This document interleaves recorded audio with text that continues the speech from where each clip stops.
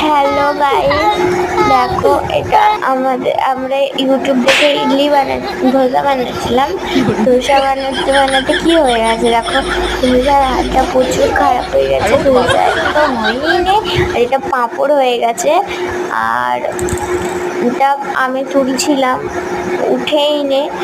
আর এটা আমার মা ঘষে ঘষে ঘষে ঘষে আমার মায়ের হাত ব্যথা হয়ে গেছে। আর এতই পাতলা হয়েছে একটু বাচ্চা 3-4টে খেয়ে নিতে পারে। আর এতই আমার মায়ের হাত ব্যথা হয়ে গেছে, আমার মা পরের দিনকে আমাকে খেতেই দেয়নি। চাটুটার অবস্থা দেখো, কি পুরো ছাই হয়ে গেছে পুরো। আর এটা ইডলি বানাতে দিয়েছি ধোসার পেটার দিয়ে, সেটাও হয়নি। আর এটা আমার কত টাইম হয়ে গেছে দেখো, আমি তো পুরো ঘুমিয়েই পড়েছিলাম।